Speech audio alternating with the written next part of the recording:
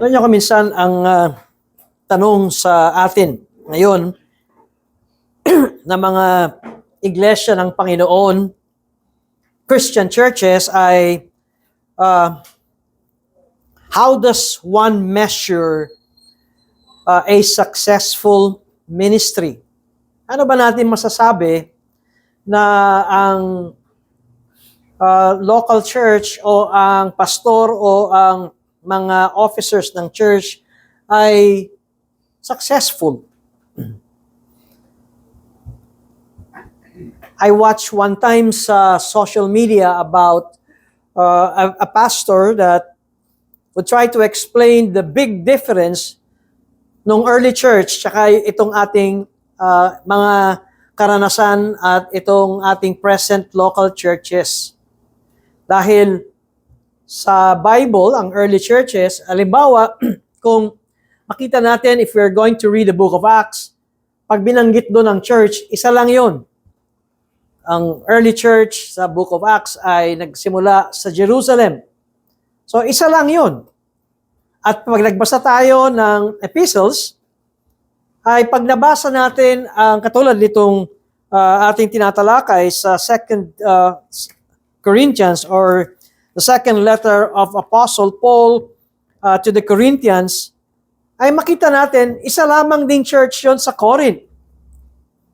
Sa Romans ay isang church lang din sa Rome. Bagamat marahil, merong mga house churches sa pagtitipon sa bahay-bahay, pero normally kapag sumusulat si Apostle Paul o pag nababasa natin sa New Testament, ay sa isang location ay isa lamang ang church na tinutukoy.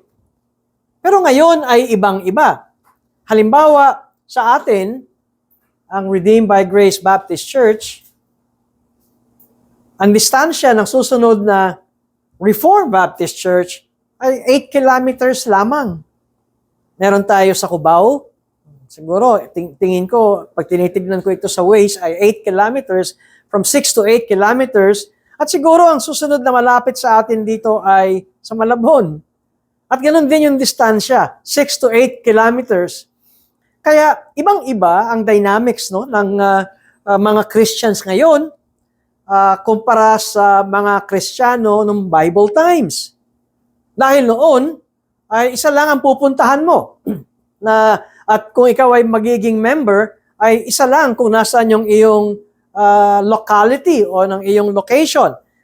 Ngayon, kung minsan nakala natin ay meron tayong church growth in numbers, pero ang totoo lipat lang yun galing sa ibang mga local churches. At napansin ko parang ganun nga ang tema o ang nangyayari sa karanasan ng mga Reformed Baptist churches.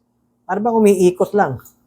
Lumilipat from point A, tapos magre-resign dito sa membership, lilipat sa point B, pagkatapos kapag di nagustuhan, magre-resign uli at lilipat sa point C.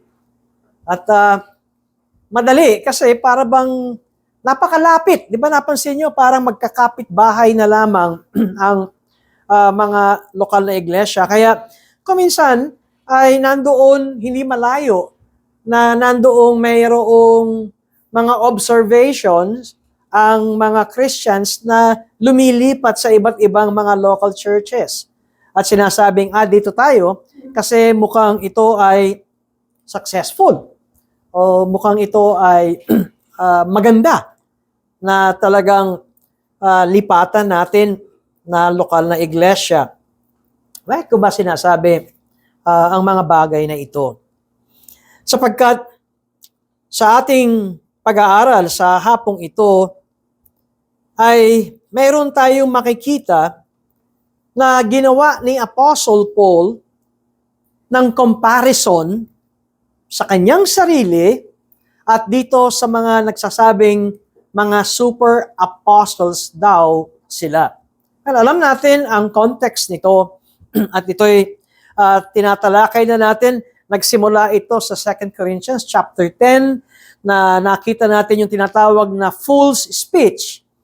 Yung pagpapahayag ni Apostol Pablo kung sino siya At parang nakikitaan natin na tumutulad na rin siya doon sa kanyang binabatikos ng mga false teachers o ng mga false apostles.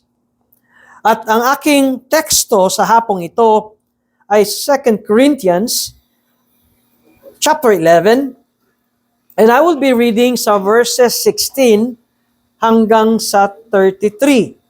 2 Corinthians chapter 11, starting from verse 16 to 33. This is the word of the Lord. I repeat, let no one think me foolish. But even if you do, accept me as a fool, so that I may boast a little. What I am saying with this boastful confidence, I say not with the Lord's authority, but as a fool. Since many boast according to the flesh, I too will boast. For you gladly bear with fools, being wise yourselves. For you bear it if someone makes slaves of you, or devours you, or takes advantage of you, or put on airs, or strikes you in the face. To my shame, I must say, we were too weak for that. But whatever anyone else dares to boast of, I am speaking as a fool. I also dare to boast of that. Are they Hebrews? So am I. Are they Israelites? So am I. Are they offspring of Abraham? So am I. Are they servants of Christ? I am a better one. I'm talking like a madman, with far greater labors, far more imprisonments, with countless beatings, and often near death. 5 times I received at the hands of the Jews the 40 lashes less one. 3 times I was beaten with rods. Once I was stoned. 3 times I was shipwrecked. A night and a day I was adrift at sea. On frequent journeys, in danger from rivers, danger from robbers, danger from my own people, danger from Gentiles, danger in the city, danger in the wilderness, danger at sea, danger from false brothers, in toil and hardship, through many a sleepless night, in hunger and thirst, often without food, in cold and exposure. And apart from other things, there is the daily pressure on me of my anxiety for all the churches. Who is weak? And I am not weak. Who is made to fall? And I am not indignant. If I must boast, I will boast of the things that show my weakness. The God and Father of our Lord Jesus, He who is blessed forever, knows that I am not lying. At Damascus, the governor under King Aretas was guarding the city of Damascus in order to seize me. But I was let down in a basket through a window in the wall and escaped his hands. We thank you, O Father, for giving us your word. We asked you and the Holy Spirit, Lord, to give us the sense and the meaning of these passages. And not only that we're after knowledge, but may you give us a humble heart. And upon applying this reading of the scripture and teaching that we're about to hear, that we may have the obedience, the joyful obedience, because this is your holy word. In Christ's name, amen. Well, my purpose of this sermon is how to measure the success in the ministry. And our model here is none other than Apostle Paul. Makikita natin that it doesn't necessarily entails danger if you are involved in a ministry. Pero if we listen to Apostle Paul dito sa ating binasa, ay meron tayong makikita na merong, I would say, a strong continuity ng napagdaanan at naging karanasan ni Apostle Paul sa mga Old Testament predecessors niya. I'm referring to the Old Testament saints or the Old Testament prophets. Well, for instance, si Abraham, although Abraham was blessed by God, pero napansin nyo, meron din siyang price na binayaran ng suffering. Like, for instance, ay sinabihan siya ng Panginoon, ni Yahweh, to leave his hometown. Alam nyo, maganda ang buhay ni Abraham. You know, leaving his hometown, paglisa niya, at meron siyang 75 slaves, meaning, may status symbol si Abraham. Hindi siya mahirap for you to have a 75 slaves. At if you want to play safe sa buhay, you would stay sa iyong bayan. Pero sinabi ng Diyos, lisanin mo yan. And Abraham obeyed God. At dito sa pag-alis ni Abraham sa kanyang bayan, makikita natin that as he was embarking on a long journey, ito ay naging hazardous. At marami siyang mga pinagdaanan. Si Moses, si Joshua, and even those names written and given in the book of Judges, even King David, and other leaders of Israel, ay nakaranas ng hardships. Nakaranas sila ng mga tinatawag na life-threatening ordeals as a result of following God. Ito yung naging price ng pagiging obedient nila sa Panginoon. And even if we go back and study and read at bigyan natin ng observation ang mga propeta sa Old Testament when they confronted the idolatrous practice of their fellow Israelites, ano ang nangyari sa kanila? Sila ay pinersecute ng kanilang sariling kababayan. Si Jeremiah na lamang, for instance, was mocked. Jeremiah was beaten.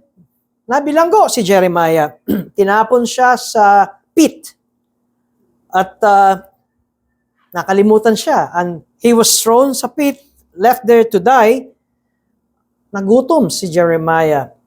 Pero naligtas siya nung siya ay nasa pit. And yet, nung siya ay dinala at naging exile sa Egypt, doon namatay si Jeremiah. Ano ang point ko rito? Ang point ko rito, tulad na ipinakita ni Apostle Paul, ay meron din siyang tinatawag na hardship catalog. Inisa-isa niya ang kanyang mga pinagdaanan na kahirapan. Starting yan sa verses 22 hanggang sa 29. Kumbaga, ay parang matawag natin dito sa 2 Corinthians chapter 11 ay parang ipinakita ni Apostle Paul ang kanyang CV, ang kanyang curriculum vitae or curriculum vitae sa iglesia ng Corinto. Pero ang kapansin-pansin dito kay Apostle Paul sa paglalahad niya ng kaniyang mga pinagdaanan na hardships, di natin makita na inilagay niya ang kanyang accomplishments. Hindi niya pinagmayabang ang kanyang mga tagumpay o ang kanyang mga ginawa. Rather, ang makikita natin kay Apostle Paul ay ang pagsunod kay Kristo Matandaan ninyo nung sinabi ni Kristo, sino man sa inyo ang gustong sumunod sa akin, number one, he must deny himself. Pick up the cross and follow me. And this is what Paul demonstrated, yung tinatawag na cruciform way of life and his commitment to follow God's call no matter the cost. Now, going back to our text, makita natin sa chapter 11 that Apostle Paul engaged in a little foolishness. Binigyan niya ng justification ito kung bakit siya ay gumagawa at sinusunod niya tila yung pamamaraan ng kanyang mga enemies dito sa Corinth. Pero pinaliwanag niya kung bakit siya ganito. Pinaliwanag niya na ang Corinthian church ay parang isang virgin na naka-engage na ikakasal. And yet, ang nangyari dito ay there is this image of a betrayed betrothal. At si Apostle Paul ang siyang tumatayo na parang tatay nitong kanyang dalagang birhen na habang wala yung mapapangasawa ng kanyang dalaga na birhen na anak, ay siya ang magbabantay sa kanyang anak para tiyakin na pagbalik ng mapapangasawa ng kanyang anak ay pure, chaste, malinis ang kanyang dalagang anak. At ganito pinakita ni Apostle Paul na ang Corinthian church na kanyang anak ay nalilinlang, nabubulagan ng false apostles. Kaya andun yung tinatawag natin na divine jealousy ni Apostle Paul sa Corinthian church. At dito siya ay nagbigay ng kanyang defense. Or nagbigay siya ng comparison. Ngayon, kaya nga tinawag ito ng mga Bible scholars ng a fool's speech. Dahil dinidepensa na niya ang kanyang sarili at kinukumpara niya ang kanyang sarili sa super apostle, sa mga huwad na mga mangangaral. Kaya't sinabi niya, pagaman hindi ako magaling wala akong oratorical gift or prowess, wala ako noon, but I do have knowledge. Meaning, yung aking sinasabi at tinuturo sa inyo ay galing talaga sa Diyos. At makikita rin natin na ang isang issue na kung bakit nagagalit ang mga kanyang kaaway, ang mga false apostles, ay nung si Apostol Pablo ay maaring makita natin na nagkaroon ng self-supporting ministry, nagtrabaho siya. At noong mga panahong yaon, yung pagtatrabaho ang tingin ay mababang antas ka lamang level na tao. Alam niyo yan, siguro. Nakarinig na ba kayo ng mga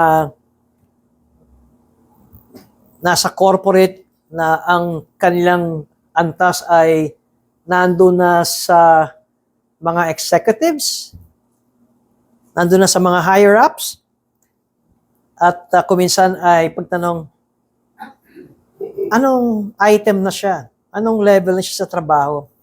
Alam niyo yung mga mataas, rank and file lang yan. Anong yun na ibig sabihin?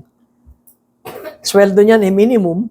Yung mga kuminsan nakikita natin na ganito noon na si Apostle Paul, because Apostle Paul was not only a tent maker, siya rin ay isang leather worker guy.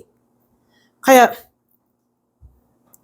yung mga false apostles, dahil sa kanilang nakasanayan na meron silang lisensya at magagaling sa oratorical, tumatanggap sila ng malalaking bayad sa kanilang pangangaral. So ito yung una na makita natin kung bakit isang issue na naiinis at nagagalit sa kanya ang mga katunggali o mga enemies or oppositionists dito ni Pablo sa Corinthians.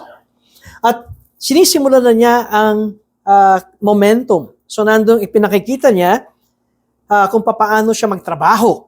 Hindi lamang siya nasa ministry, kundi siya ay nagtatrabaho. Ito yung tinatawag ng mga bivocational. May trabaho, and yet nasa ministry. At kanya ring isa-isa ang mga pinagdaanan niya ng mga hardships. Dalawa ang makikita natin na comparison or depensa ni Apostle Paul dito sa mga talatang ating binasa. First, he establishes that Paul is equal to his opponents in terms of lineage. At yan ay mababasa natin simula sa talatang 22. Pareho lang kami ng lahi. At ikalawa, ang huling bahagi ay kanyang ipinakita that Paul is superior to them in his service to Christ. Paano niya pinakita ito? Because of the numerous and extreme adversities that Paul endured, yung mga panganib at hirap na kanyang pinagdaanan. Mapapansin nyo sa talatang 24 at talatang 25 ay kanyang sinasabing nandun na siya sa bingit ng kamatayan. Marami na siyang panganib. In fact, if you would read the many danger na inaranasan ito ni Apostle Paul. At pagkatapos nito, sa verse 27 ng 2 Corinthians 11, ay kanyang sinabi, in toil and hardship through many a sleepless night. Dahil alam natin na siya ay isang bivocational minister, so maaaring ang ministry niya ay araw at ang trabaho niya ay gabi. Or baligtarin natin, nagtatrabaho siya ng araw at siya ay nagtuturo sa gabi. At pagkatapos ay pinakita niya ang kanyang damdamin bilang ama dito sa Corinthian church na ito ng kanyang sinabi sa verses 28 and 29. And apart from other things, there is the daily pressure on me of my anxiety for all the churches. Makikita natin na ang tinutukoy ni Apostle Paul na kanyang mga opponents ay kapwa Hudyo. Alam niyo bakit? Tingnan niyo ang verse 22. Are they Hebrews? So am I. Are they Israelites? So am I. Are they offspring of Abraham? So am I. So maliwanag na itong umaatake kay Apostle Paul ay kanyang kababayan. So yung mga intruders na ito ay kanila ring pinagmamalaki ang kanilang Jewish pedigree. Meaning, sila ay dugong Hebreyo, Israelita, at lahi ni Abraham. Napansin ito ng mga commentators nang sinabi ni Apostle Paul, are they Hebrews? Are they Israelites? Are they offspring of Abraham? Anong pinagkaiba? Pwede naman parang isa lamang yun eh. Right? Hebrews, Israelites, seed of Abraham. Pero, ito ang napansin ng mga commentator. When you call yourself a Hebrew, ang ibig sabihin nito ay puro. there is a racial purity. Meaning, marunong kang magsalita at sumulat ng Aramaic. At kapag sinabi mong, you are an Israelite, you are claiming that you are a member of God's chosen people. Now, kapag sinabi mong, you are an offspring of Abraham or seed of Abraham, ang sinasabi mo that you are a partaker of God's covenant with Abraham. Kaya pag hinimay ito isa-isa, ay ito ang pinagmamalaki ng mga opponents ni Apostle Paul. At sinabi ni Apostle Paul, ganun din ako. Pero pagdating sa verse 23, are they servants of Christ? I am a better one. At dito ay inihiwalay ni Apostle Paul ang kanyang sarili sa kanyang mga opponents. Una, pinakita niya ang ethnic lineage na pareho ang aming pinanggalingan, and even ang kanyang religious heritage, galing sila sa relihiyon o pananampalataya ng Hebreo, ng Israelita, at bilang lahi ni Abraham. At pagdating sa paglilingkod sa Panginoon, ay dito inisa-isa ni Apostle Paul ang kanyang hardships. At naroon sa verses 24 to 25, ang kanyang pagsasabi ng kahirapan. Tingnan niyo ang verse 24. 5 times, I received at the hands of the Jews the 40 lashes less one. Sa Old Testament, kung titignan ko, ito ay nasa Deuteronomy chapter 25, ay merong instruction dito ng floggings. Tignan nyo sa Deuteronomy 25, chapter 25, simulan ko sa verse 1. If there is a dispute between men, and they come into court, and the judges decide between them, acquitting the innocent and condemning the guilty. Verse 2, then if the guilty man deserves to be beaten, the judge shall cause him to lie down and be beaten in his presence with the number of stripes in proportion to his offense. Verse 3, 40 stripes may be given him, but not more, lest if one should go on to beat him with more stripes than this, your brother be degraded in your sight. Ngayon, alam niyo na kung bakit sinasabing 40 lashes minus 1. Alam niyo kung bakit? Dahil mas magiging masahol ka pa kapag hinagupit mo ang guilty bilang parusa ng gigil ka at lumagpas sa 40. Kaya, para siguradong hindi lalagpas ng 40, ay 39 lashes lamang. At merong mga writings ng AD 10 hanggang AD 220 kung papaano ang pamamaraan ng flogging. Natandaan natin, ang nakita natin sa Deuteronomy, ang flogging ay parusa sa korte ng Israel. Kasi nandoon ang judge at mayroong pagdemanda at mayroong napatunayan na guilty at nakita natin ang parusa. Sa mga writing ng Mishnah, ang flogging ay mayroong precise number.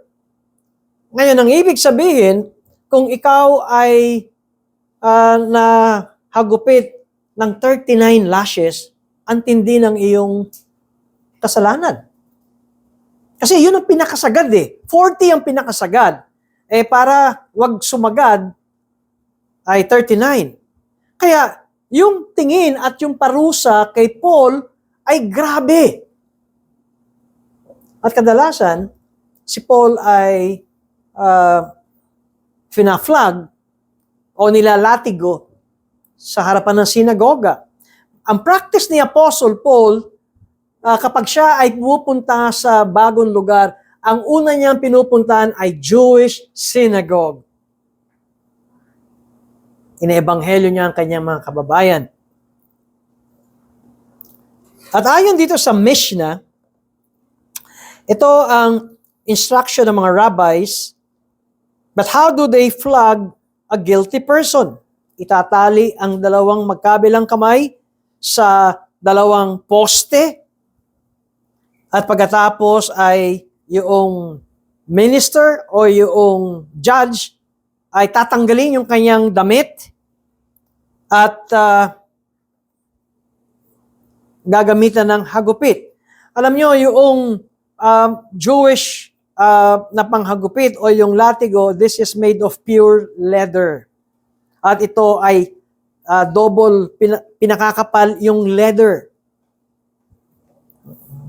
Talagay ko, makaka-relate tayo dito. Sino nasinturon ng tatay o ng nanay noong araw? Isang sinturon lang, di ba? Namimilipit na tayo eh. Bilangin nyo ito. 39. At ganito ang nadanas ni Apostol Pablo. 5 times. 5 beses siyang nakatakim ng 39 na hagupit ng leather.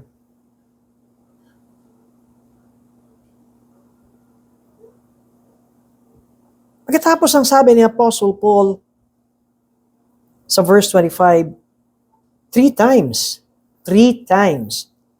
I was bitten with rods.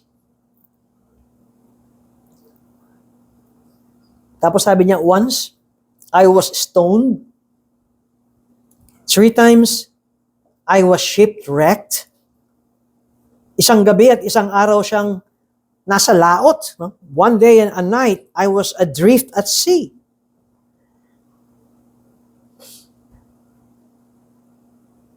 Hindi ko alam kung mabubuhay ka pa isang gabi at isang araw sa laot. Sa terminology natin ngayon, ang tawag dyan ay open seas. Para ikaw ay ma-rescue.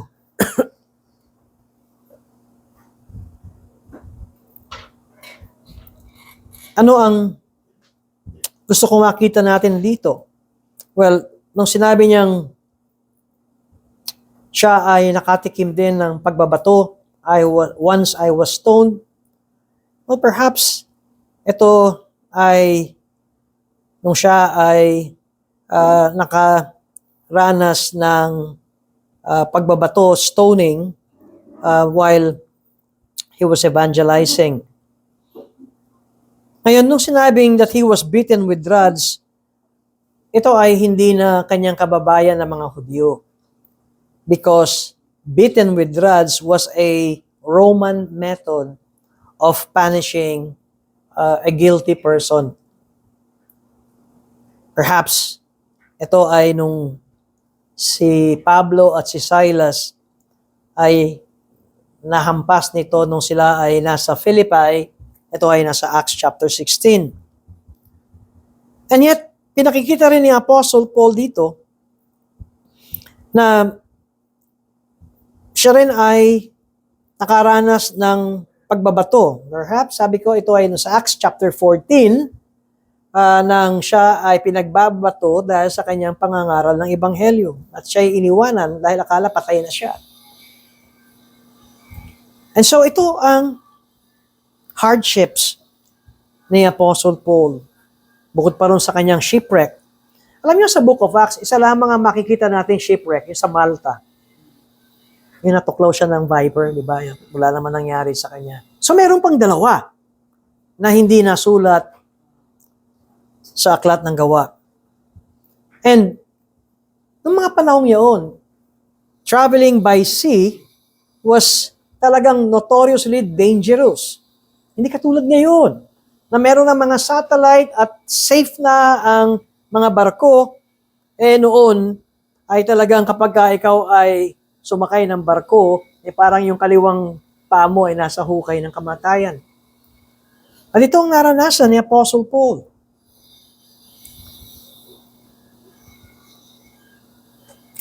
Ang pagdating ng verse 25, pagkatapos sa verse 26, on frequent journeys, in danger from rivers, danger from robbers, danger from my own people, danger from Gentiles, danger in the city, danger in the wilderness, danger at sea, danger from false brothers. Lahat ng ito ay panganib, panganib, panganib, kung kaya't masasabi natin, these are life-threatening incidents. And yet, Paul was constantly on the move. Ang gusto kong makita natin dito, hindi siya umurong at hindi siya huminto sa kanyang pag-iebanghelyo. Kaminsan, pag binabasa natin ang Bible, nararamdaman ba natin kung ano ang mga pinagdaanan na mga sumulat nito kung kaya't ito'y nababasa natin sa ngayon? Binabasa ba natin ang ating Biblia, mga kapatid? O mas kontento na lang tayo makinig ng sermon? Naisulat ito na may mga nagdanak ng dugo, na sila'y tinakot, pero hindi huminto sa pangangaral. At ito ang gustong sabihin ni Apostle Paul sa Korinto, sa iglesia, sa mga Kristiyanong nasa lokal na iglesia sa Korinto. At ito ang kanyang paliwanag at pagkakaiba sa mga false apostles at kay Pablo.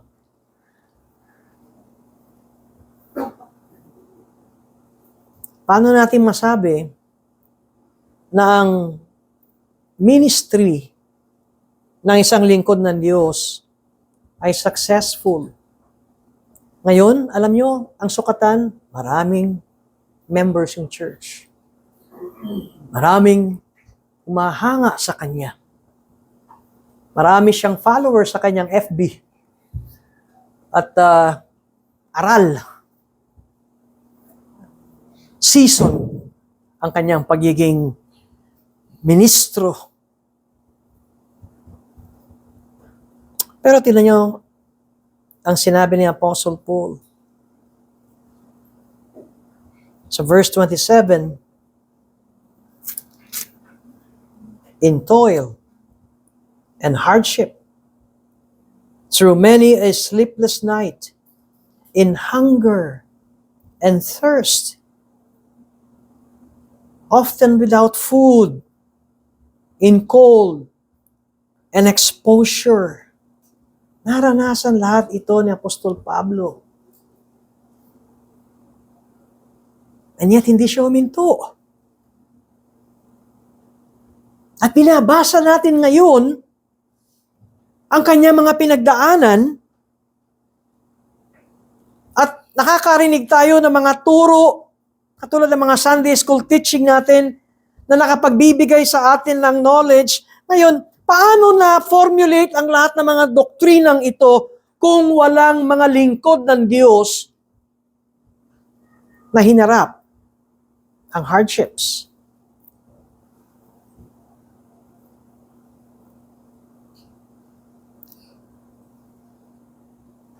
Kay Pablo, ang sukatan ng isang successful ministry ay ang pagsunod kay Kristo ng pangangaral ng Ebanghelyo no matter what the cost is.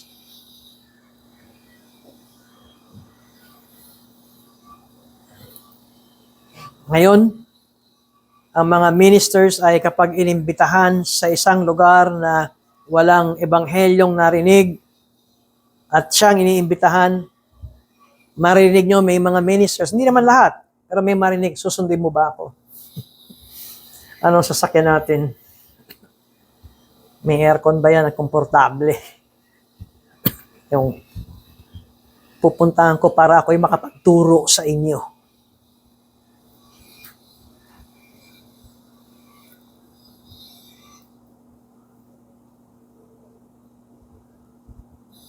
And in verses 28 and 29, and apart from other things, ito ang sinabi ni Pablo. Tingnan nyo, and apart from other things, ang pagkaintindi ko rito, marami pang iba. Apart from many other things, there is the daily pressure on me of my anxiety for all the churches. Yung puso niya ay talagang apektado sa kalagayan ng kanyang tinanim na gawain at la iglesia. Sabi niya sa 29, who is weak and I am not weak? Para bang tao lang din ako. And who is made to fall and I am not indignant? Minsan din natin naunawaan yun. Ang sinasabi ni Apostol Pablo, itong mga nagbabaluktot ng katotohanan, itong nagbabaluktot ng salita ng Diyos, at dahil sa kanilang baluktot na pagtuturo, marami ang naliligaw at naibabagsak ang kanilang pananampalataya. At sinasabi ni Pablo, I am indignant of this false teaching.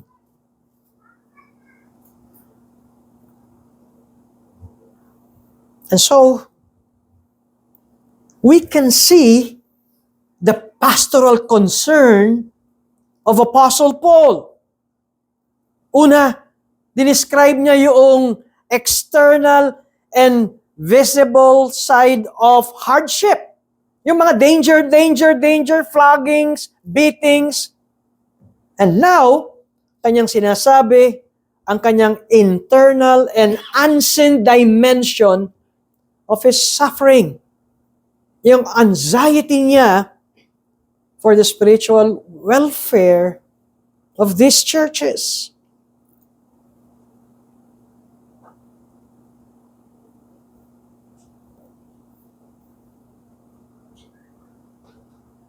And going back to my point, what does success look like?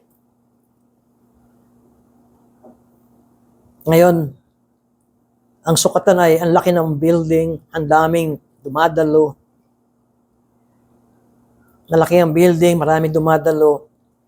Kaya effective yung kanyang ministry. Isn't it that parang yan ay worldly standard? Marami matagumpay. Paano si Apostol Pablo? Pinakita ni Apostle Paul ang kanyang ministry. At ang sabi niya, siya ay approved by the Lord because siya ay apostol ng Panginoon, chosen by Christ Himself. Unimpressed yung Corinthian church sa kanyang preaching kasi mahina siya sa oratory. Pero sabi ni Pablo, but I do have knowledge. Pinagtatawanan si Apostol Pablo dahil Rank and file lang ang trabaho niya eh. Kaya nga, they regarded Apostle Paul as an inferior minister. Paano natin malalaman yun? Tingnan nyo sa chapter 11 verse 5. Ang sabi ni Apostle Paul dito, 2 Corinthians chapter 11 verse 5, "Indeed, I consider that I am not in the least inferior to these super apostles." At inulit niya uli ito na siya ay hindi inferior sa chapter 12 verse 11. "I have been a fool. You forced me to it, for I ought to have been commended by you, for I was not at all inferior to these super apostles, even though I am nothing."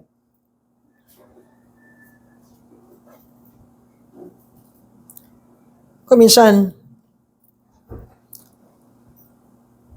kung babasahin natin ang sulat ni Apostle Paul dito sa mga epistles niya, hindi natin mababasa na sinabi niya, ang tagal ko na sa ministeryo ng pagiging apostol. Ang dami ko nang naturuan. Ang dami ko nang naging converts. At ang dami ko nang naitatag na mga Reformation churches. Ang dami ko nang pinangaral, nagturo sa 4 na sulok na mundo. Wala tayong mababasang ganong sinabi ni Pablo. Rather, Apostle Paul recounts how much he has suffered for Christ. Alam mo ang kanyang naging credentials? Hardship and suffering. At ito ang kanyang pinakitang ebidensya na siya ay matapat sa pagtawag ng Panginoon sa kanyang buhay.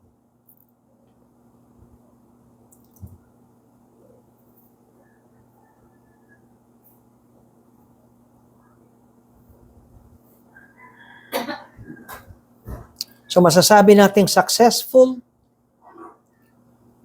ang isang ministry hindi dahil maraming bunga, kundi kahit na ang hirap ng ministeryo, hindi sumusuko ang mga ngaral.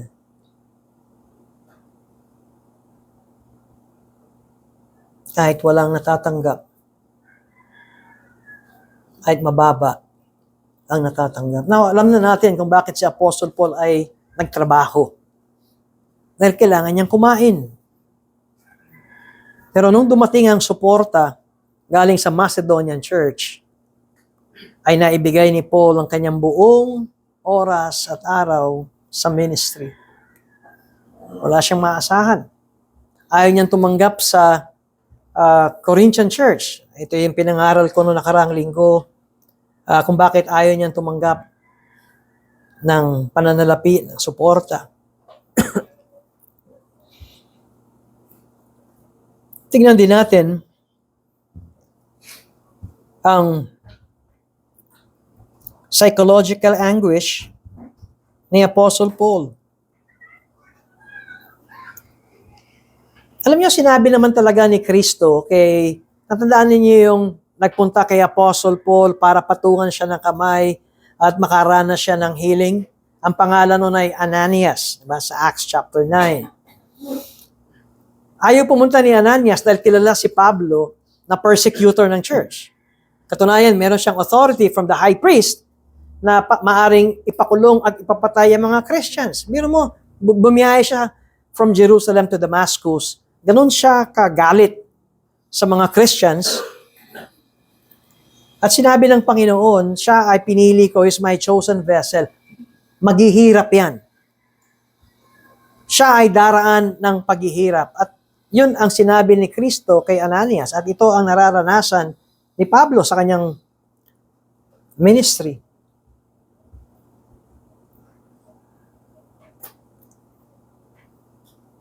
Kaya makikita natin kay Apostle Paul that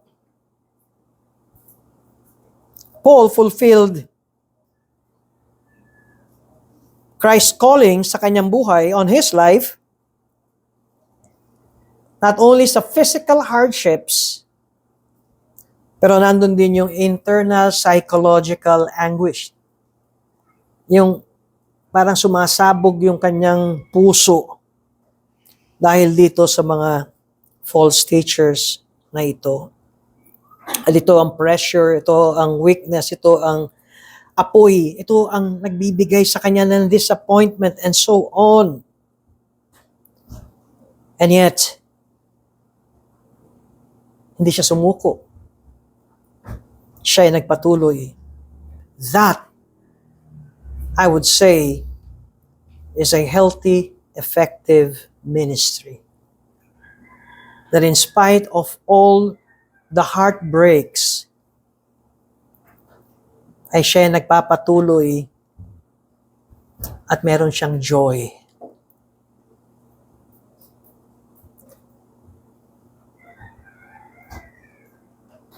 One time, as I was reading an article of Augusto Caesar,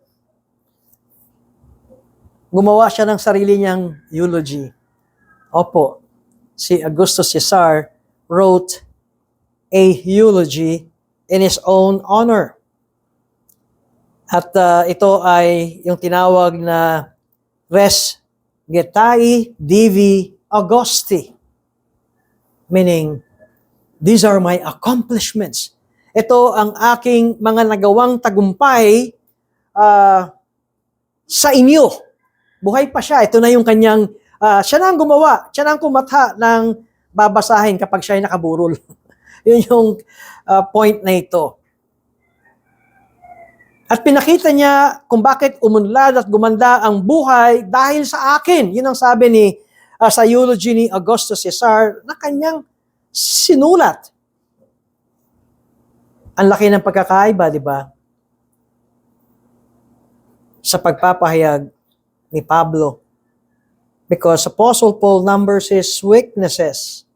5 times I received 40 lashes less 1. 3 times I was beaten with rods. Kung meron siyang foolish boasting, ay ito ang kanyang mga pinaghirapan. Nabanggit ko kanina, paghawak natin ang ating Biblia, kung meron tayong Tagalog Bible, alam niyo ba ang history, paano pumasok ang Tagalog Bible sa Pilipinas? That was malagay ko mas kabisado pa ng ating diakon ito, 1908, kung di ako nagkakamali. It was smuggled. Ito yung nanggaling sa Singapore. Itong Tagalog Bible natin, yung unang sali ng Tagalog Bible, galing yan sa Singapore, imported. Bakit in-smuggled ito? Dahil noon, alam niyo yung panahon pa ng mga praile. Pag nakitaan ka na may Biblia ka sa iyong tahanan, kriminal ka. Dahil galit ang simbahang Romano-Katoliko sa Biblia. Ito ay in-smuggle. At ang in-smuggle dito, kung matatandaan ko, ay ang unang-una ay 100 na Tagalog Bibles. At ang naging isang pamamaraan para mahinto ang paglago ng kaalaman ng salita ng Diyos ay pinasok ang mga bahay-bahay at naghahanap ng Bible. Mapapansin natin na isa sa pagkalat ng pagkaalam ng mga tao sa salita ng Diyos ay maisalin ang Biblia sa naiintindihan natin. Ito yung naging adhikain ng mga Bible translators. Isalin ang Bible sa kahit na simpleng tao mabasa at maunawaan. Si William Tyndale ay kanyang isinalin ang Bible sa English.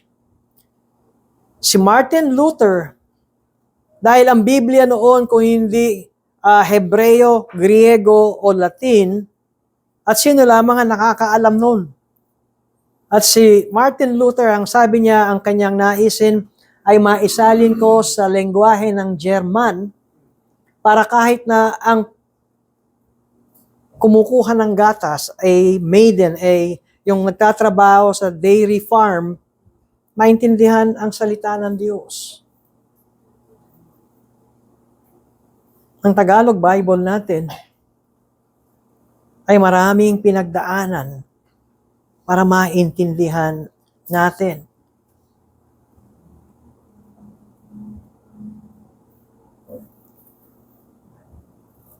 Nung kami kasalukuyan, nung charismatic days namin, na kami ay merong contact noon sa Brother Andrew Ministry, kasama ito ng Open Doors. Tapos siya ay nagtayo ng sariling ministry ng tinatawag na Bible Smugglers.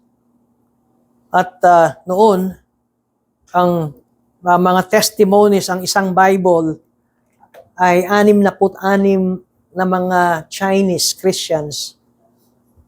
Ang isang Bible ay 66 na Chinese Christians ang makikinabang. 66. Dahil 66 na aklat ang meron ng isang Bible. At ang ginagawa noon, nung smugglers, Bible smugglers, pinupunit kada aklat at yun ang ibinibigay sa mga Chinese Christians. At pagkatapos na basahin nila yon sa loob ng isang taon, ay magsaswap sila at babasahin na naman nila yung ibang aklat. At magsaswap sila at basahin ang ibang aklat.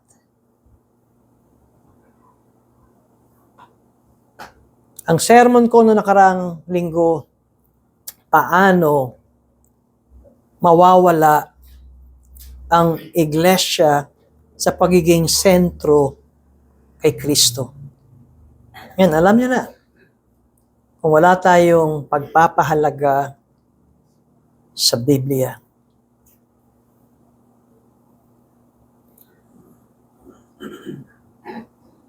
Kung di natin binabasa, kung di natin ito prayerfully, humbly na binabasa.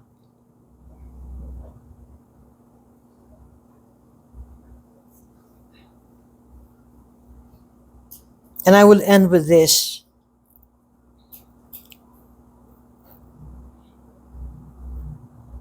Ang isang reformer, German theologian and pastor na si Dietrich Bonhoeffer, siya ay nahuli ng SSS, ng German soldiers ni Hitler. Bakit siya nahuli? Hindi dahil siya isang pastor o dahil hindi siya dahil isang theologian.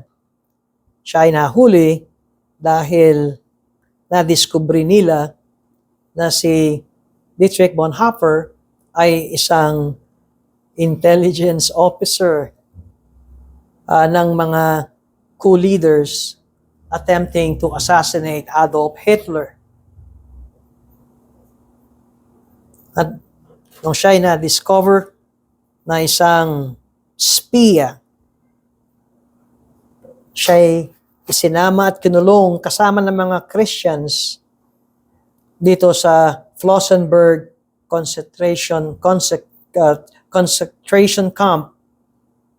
At bago sumuko ang German at bago matalo sa digmaan, binigti itong pastor na ito at theologian na si Dietrich Bonhoeffer.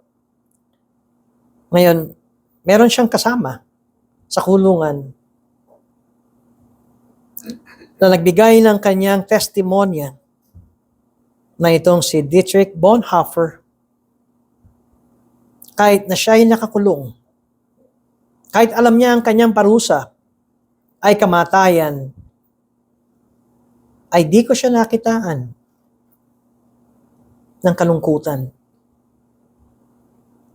that this fellow was full of joy and expressed his gratitude for the most seemingly insignificant blessings. At ayon kay George Bell of England, ang last word ni Dietrich Bonhoeffer ay ito. Nung alam niyang siya ay bibigtiin na, "This is the end for me. But this is the beginning of my life. This is my end here in this world, but the beginning of a new life with Jesus." I hope na makita natin, mga kapatid, na kailangan nating mabuhay sa mundong ito. Pero natandaan ko yung scripture reading natin kaninang umaga. Nung tinanong si Jacob ng Pharaoh, "How old are you?" Ang sabi niya, 130 years old. Sabi niya, "My life is short." Meron pa ron. At bat-bat ng kahirapan. Nabuhay pa siya ng 17 years. So namatay siya ng 147. Pero pag tinignan natin, maraming hirap ang buhay ni Jacob. Pero pinagpala siya ng Panginoon hanggang sa hulihan. Pero I hope that you would see also na nung sinabi niyang 130 years old, maikli lang yung buhay ko. Nakikita ba natin na ang buhay natin ay maikli lamang? Pagka dumadagdag bawat araw at nagigising tayo sa umaga, paano natin tignan ang buhay natin? O kapag meron tayong mga challenges sa buhay natin, ano solusyon ang ginagawa natin? O kapag mayroon tayong mga problema sa buhay natin, paano natin ito tinitignan?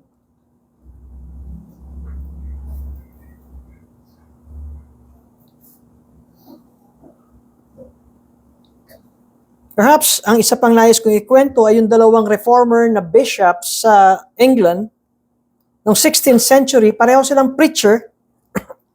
Ang pangalan niya ay si Hugh Latimer tsaka si Nicholas Ridley. Nung ang naging reyna ay si Mary the First, o mas kilala na Bloody Mary. Hindi dahil siya ay mahilig sa alak. Hindi ba Bloody Mary? Kundi dahil siya ay Katoliko na reyna.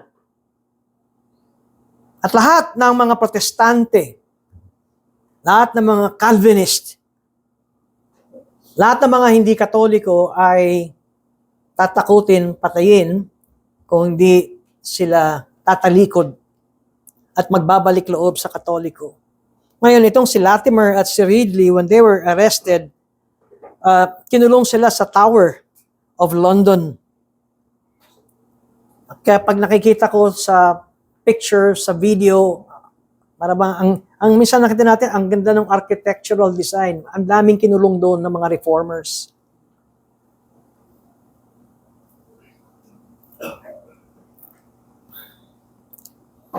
At binigyan sila ng huling pagkakataon, itong dalawang ito, to honor the Pope. At sumagot ang dalawang ito,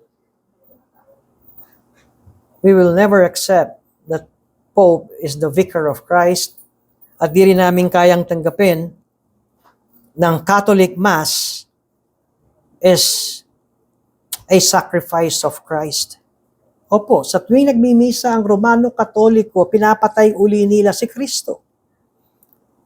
Pag itinaas ang hostia, nakita niyo kung bakit yumuyuko ang mga Katoliko, they worshiping that bread. Kuminsan, hindi kasi natin alam ang kasaysayan.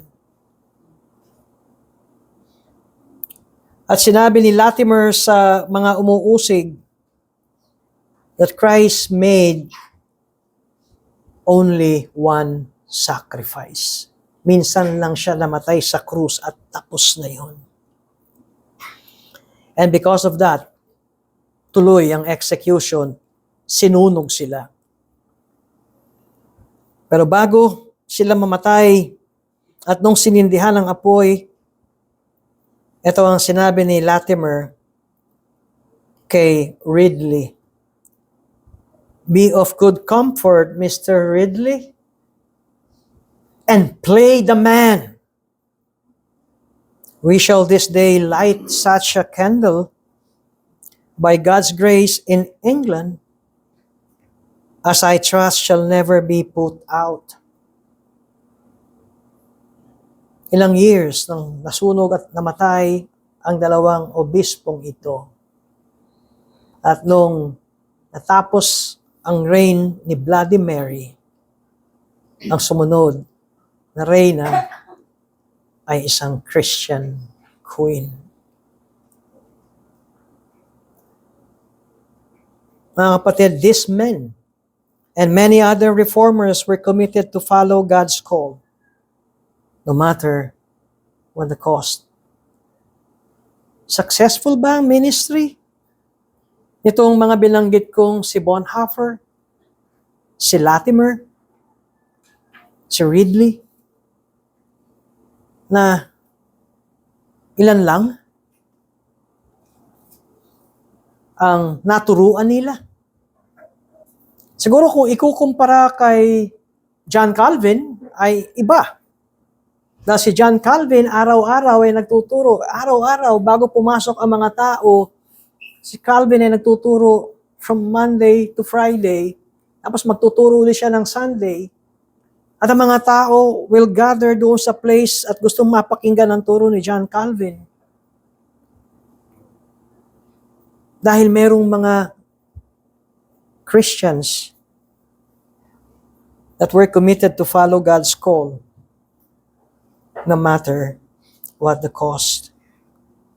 And so a successful ministry is not based on numbers. It's not based on ilang seminars or conference na ang iyong tinayuan at nagturo. Ilang tao ang pumalakpak sa iyo. Ilan ang iyong following sa multimedia.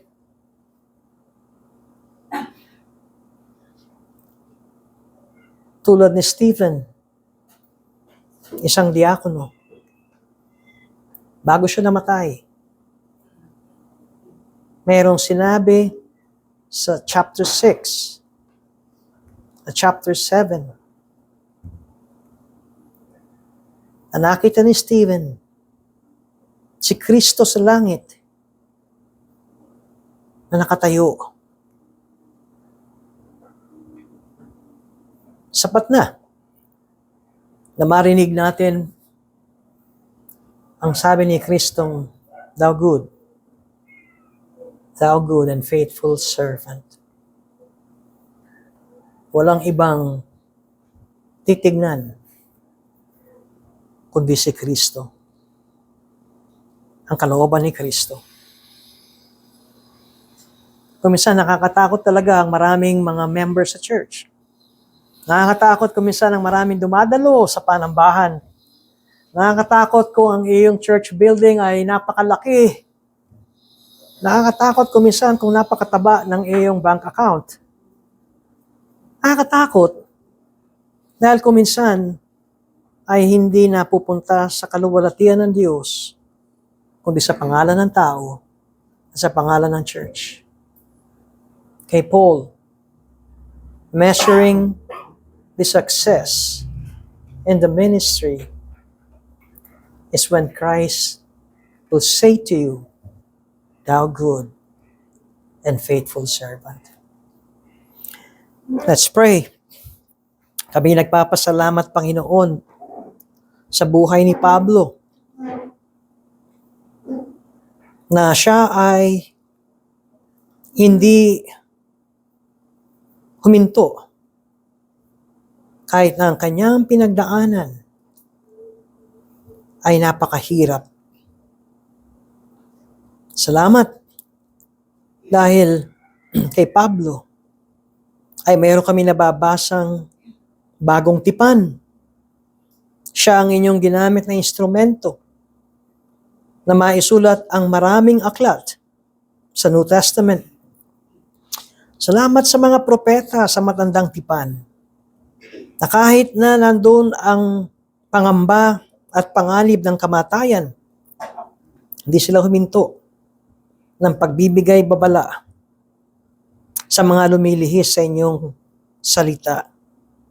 At dahil sa kanila, naisulat ang matandang tipan. Salamat, Panginoon.